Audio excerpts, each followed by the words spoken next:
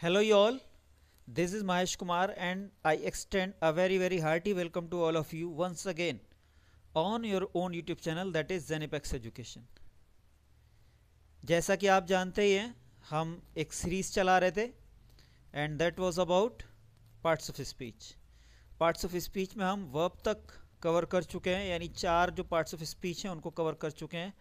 And now we are moving to the next 4. Okay, तो the next one is adverbs. What are adverbs? Definition देखिए, हमने हर एक पे, जैसे कि मैं पहले ही कह चुका हूँ, हर एक पे हम डेफिनेशन पे स्पेशल जोर दे रहे हैं, क्योंकि डेफिनेशन में ही उस वर्ड का इसेंस छुपा होता है. आखिरकार क्या पैरामीटर्स हैं, किस बेस पे हम किसी भी वर्ड को किसी स्पेशल कैटेगरी में, किसी पार्ट्स ऑफ स्पीच में रखते हैं, वो रहता है उसके यूज़ पे. Okay, how is it used? An adverb qualifies anything except a noun or a pronoun. जैसे कि आप देख ही चुके हैं, कुल 8 टाइप्स के वर्ड्स रहते हैं. कितने भी बड़े सेंटेंस क्यों ना हो, उनमें सिर्फ और सिर्फ 8 टाइप्स के वर्ड्स रहते हैं and they are called as parts of speech. 8 types में से आपके 2 रहते हैं नाउन और प्रोनाउन.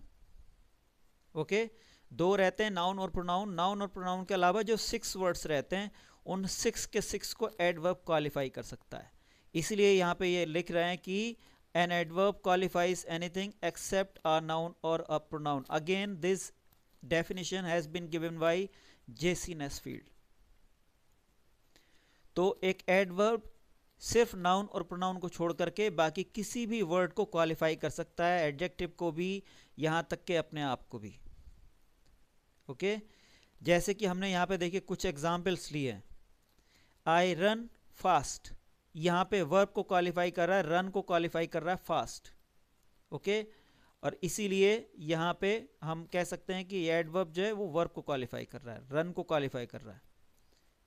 नेक्स्ट वन देखिए, I run very fast. I run very fast. अब यहाँ पे जो क्वालिफाई करने लगा, एक नया वर्ड आ गया, वेरी. वेरी क्वालिफाई करने लगा फास्ट को. ओके, तो यहाँ पे फास्ट ऑलरेडी क्या था? एडवर्ब था. एडवर्ब को क्वालिफाई कर रहा है वेरी, इसलिए यहाँ पे ये एडवर्ब को क्वालिफाई करते दिखाया गया. ओके, तो यहाँ आप देख रहे हैं कि फास्ट को क्वालिफाई कर रहा है कौन? वेरी. यानी एडवर्ब एडवर्ब को भी क्वालिफाई कर सकता है. नेक्स्ट वन देखिए, she got the job simply because of her ability. Because of her ability conjunction के तौर पे काम कर रहा है यहाँ, सॉरी, कंजंक्शन को क्वालिफाई कर रहा है. देखिए 2 सेंटेंसेस हैं, she got the job because of her ability. तो इसको ऑफ हर एबिलिटी और शी गॉट द जॉब को क्वालिफाई कर रहा है बिकॉज, सॉरी, जोड़ रहा है इसको बिकॉज, इसलिए कंजंक्शन होगा. इस पार्ट को जोड़ रहा है, तो बिकॉज होगा यहाँ पे कंजंक्शन, और कंजंक्शन को क्वालिफाई कर दिया सिंपली ने. इसीलिए सिंपली को क्वालिफाई करने की वजह से यहाँ पे कंजंक्शन को क्वालिफाई करता हुआ दिख रहा है आपको एडवर्ब. यानी एडवर्ब यहाँ पे कंजंक्शन को भी क्वालिफाई कर रहा है. My teeth are very bright.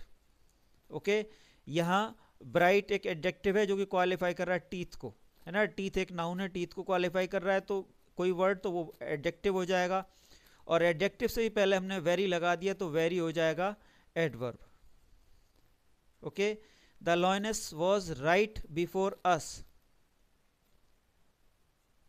देखिए यहां अगर हम अभी राइट को हटा दें तो हो जाएगा the lioness was before us. Okay, तो बिफोर यहां पे क्या है? प्रेपोजिशन है जो कि बता रहा है कि लॉयनेस हमारे सामने है, और उसको क्वालिफाई कर दिया राइट ने, राइट बिफोर अस. यानी राइट ने क्वालिफाई कर दिया बिफोर को, जो कि एक प्रेपोजिशन है. तो एडवर्ब एक प्रेपोजिशन को भी क्वालिफाई कर सकता है. इस तरह से आपने देखा कि एडवर्ब किसी भी पार्ट्स ऑफ स्पीच को क्वालिफाई कर सकते हैं accept a noun or a pronoun. Okay, इसी तरह से आप देखिए प्रेपोजिशन.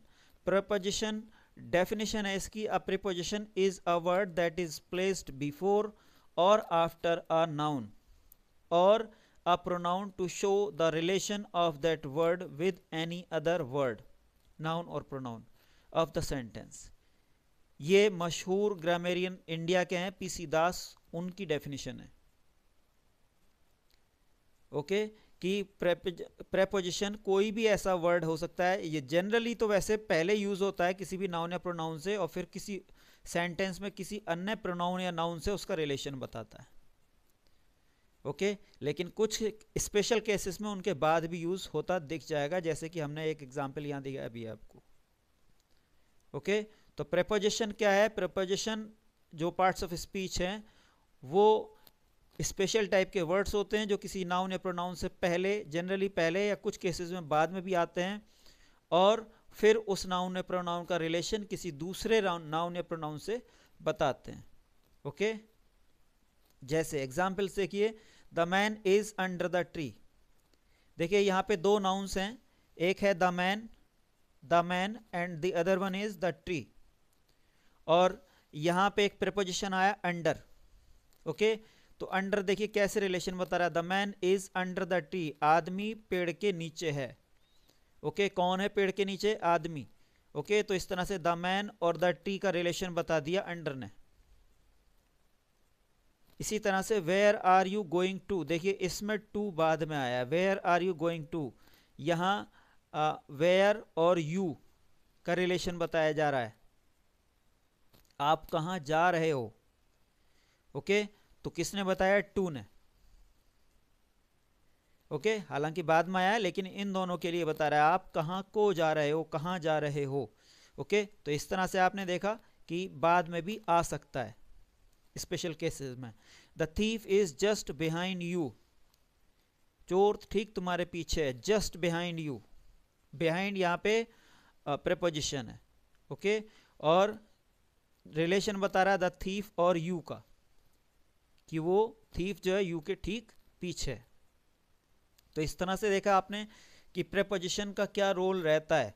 तो प्रेपोजिशन एक नाउन और दूसरे नाउन के बीच में या बाद में उनके आकर के उन दोनों के बीच में आपसी रिलेशनशिप क्या है, उनके लोकेशन के सेंस में कह लीजिए वो क्या है, ये बताते हैं। ओके प्रेपोजिशन, और जैसा कि नाम में लग रहा है वैसे जनरली पहले आता है, इसलिए इसके नाम के साथ भी आप देख रहे हैं pre position. Okay pre position दो वर्ड्स को मिला के बना है, तो जनरली पहले आता है। इसके बाद देखिए आप कंजंक्शन, कंजंक्शन भी दो वर्ड्स को मिला करके बना है, कंजेक्चर से और जंक्शन से, यानी जहां जुड़ाव वाली बात होती है। ओके देखिए आगे डेफिनेशन क्या है, a conjunction is a word for joining one word, a conjunction is a word used for joining one word to another word or any or one sentence to another sentence. कोई भी conjunction ऐसे words रहते हैं जो दो या दो से ज़्यादा वर्ड्स या दो से ज़्यादा सेंटेंसेस को आपस में जोड़ते हैं। Again the definition is given by JC Nesfield. Okay ये डेफिनेशन भी आपकी जेसी नेस्फील्ड ने दी है। तो कंजंक्शन ऐसे वर्ड्स रहते हैं जो दो या दो से ज़्यादा वर्ड्स या दो या दो से ज़्यादा सेंटेंसेस को जोड़ते हैं। जैसे देखिए Anita and Raju are classmates, यहाँ अनीता एंड राजू, राजू और अनीता को जोड़ दिया एंड ने। Okay Anita and Raju are classmates. दूसरा देखिए Ravi is a painter but Saru is an athlete, Ravi is a painter एक सेंटेंस हो गया, दूसरा सेंटेंस है सरू इज एन एथलीट, दोनों को जोड़ दिया बट ने। ओके तो बट यहाँ पे कंजंक्शन है। इसी तरह से work hard or you will not be able to get a selection, work hard you will not be able to get a selection को जोड़ दिया और ने, इसलिए और यहाँ पे conjunction. Radha could not cook the dish though she tried her best, Radha could not cook the dish और she tried her best को जोड़ दिया दो ने। ओके तो इस तरह से आपने देखा कि कंजंक्शन वे वर्ड्स रहते हैं जो दो या दो से ज़्यादा सेंटेंसेस या दो या दो से ज़्यादा वर्ड्स को आपस में जोड़ते हैं। Okay they are called as or known as conjunctions.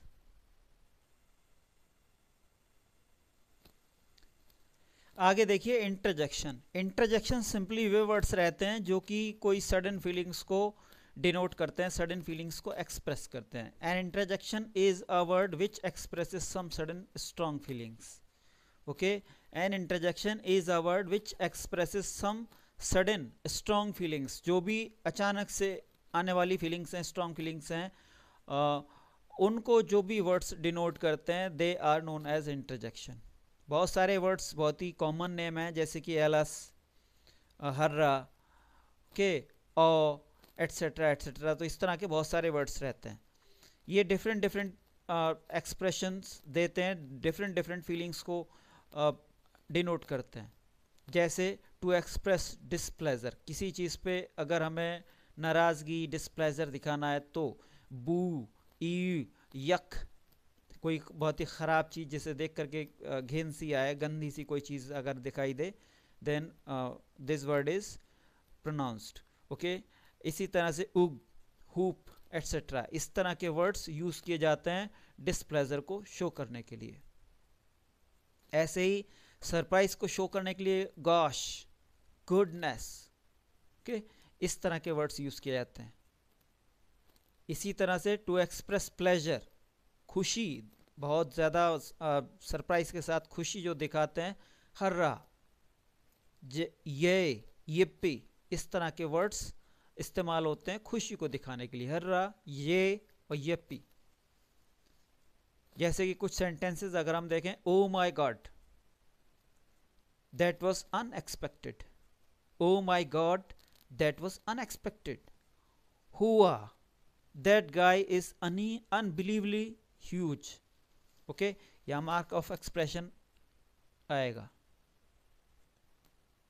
Okay, हुआ, that guy is unbelievably huge, ये व्यक्ति तो बहुत ही अविश्वसनीय रूप से विशाल है, बहुत लंबा तगड़ा होना। Some sentences for practice. अब लास्ट जो हमारा सेक्शन है हम उसमें आ गए, जिसमें कि हम आपको कुछ बड़े बड़े सेंटेंसेस के द्वारा प्रैक्टिस कराएंगे। ओके, या हम कुछ बड़े बड़े सेंटेंसेस के द्वारा आपको प्रैक्टिस कराने वाले हैं कि आखिरकार हम किसी बड़े सेंटेंस में किस तरह से डिफरेंट पार्ट्स ऑफ स्पीच जो है उनको फाइंड आउट करेंगे। ओके, तो जैसे देखिए, Radha and Mohan went to the village fair with their parents. हमने यहाँ एक छोटी सी स्टोरी क्रिएट की है और उसी से हम प्रैक्टिस कराएंगे आपको।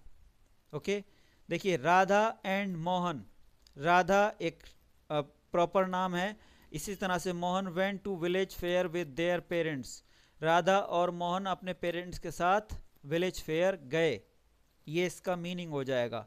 राधा और मोहन गए, जाहिर सी बात है कौन होंगे फिर, ये दोनों ही नाउन रहेंगी, सब्जेक्ट के तौर पे यूज हुए हैं। ओके, दोनों ही सब्जेक्ट के तौर पे यूज हुए हैं, तो दोनों ही नाउन रहेंगे ऐसे में। ओके, इन दोनों को जोड़ने का काम कर रहा है एंड, राधा और मोहन को जोड़ने का काम कर रहा है एंड, इसलिए ये कंजंक्शन हो जाएगा। ओके, वेंट, गए, एक्शन को बता रहा है, इनके द्वारा क्या काम किया गया उसको बता रहा है, इसलिए क्या होगा, verb. Okay, to, to preposition, कहाँ को गए, ये दोनों गए, कहाँ गए, to the village.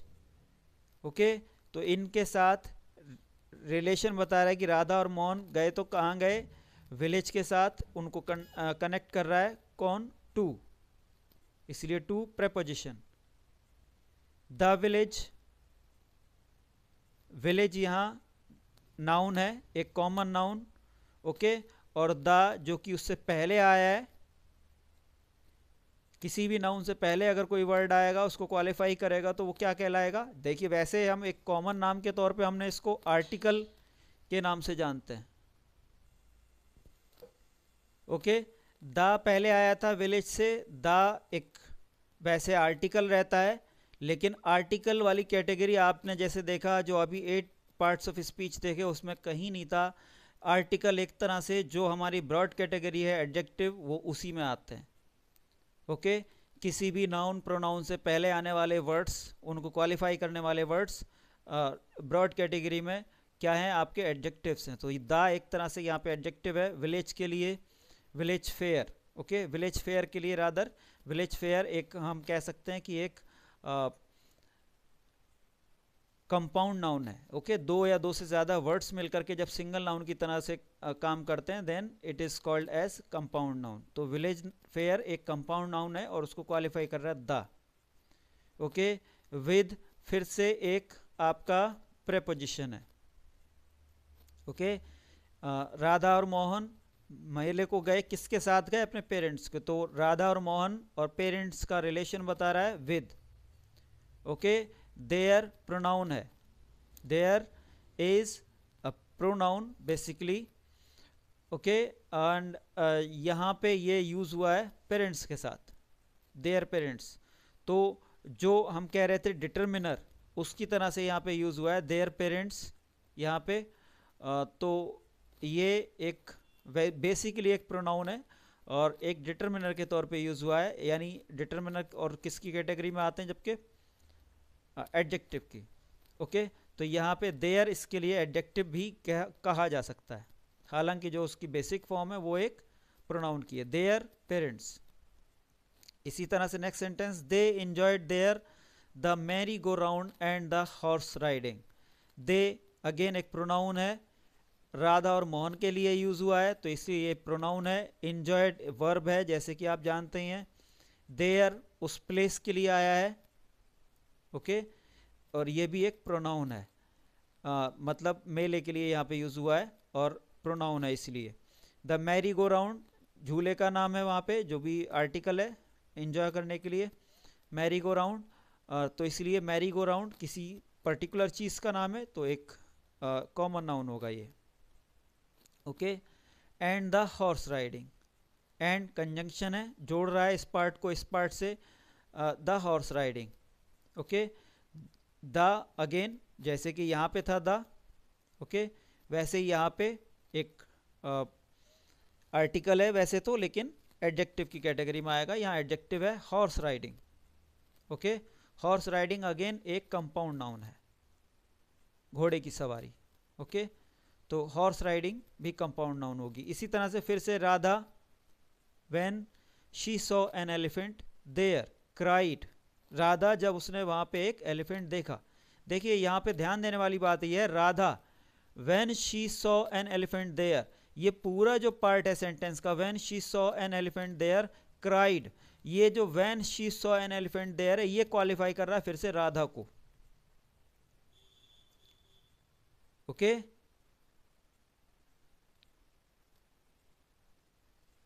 Radha when she saw an elephant there cried, वो चिल्लाई, oh what a huge elephant.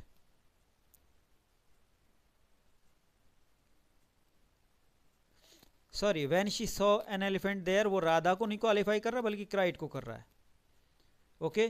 तो when she saw an elephant क्योंकि एक सिंगल वर्ड क्राइड को क्वालिफाई कर रहा है और क्राइड है यहाँ पे आपकी वर्ब, ओके। क्राइड है वर्ब यहाँ पे, और वर्ब को कोई वर्ड क्वालिफाई करेगा तो क्या हो जाएगा? एडवर्ब। तो ये पूरा पार्ट जो है सेंटेंस का, when she saw an elephant there, ये हो जाएगा आपका एडवर्ब, पूरा पार्ट एडवर्ब की तरह से काम कर रहा है। एडवर्बल क्लॉज कहते हैं ऐसे सेंटेंसेस को, ओके। तो Radha when she saw an elephant there, ये पूरा हो जाएगा आपका एडवर्ब। क्राइड वर्ब है, oh what a huge elephant, oh ये आपका इंटरजेक्शन आ गया, oh what a huge elephant, okay. आगे आप खुद प्रैक्टिस करना, मैं पूरे को नहीं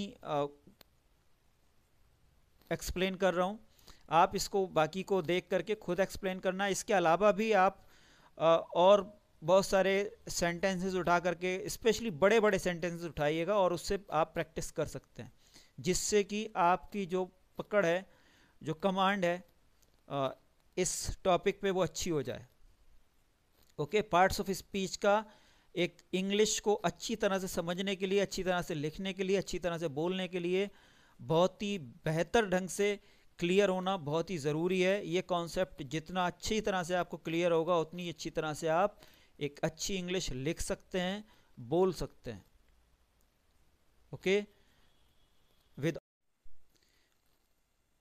and with that I seek your leave. See you in the next video. Till then, keep studying, keep learning, and keep growing.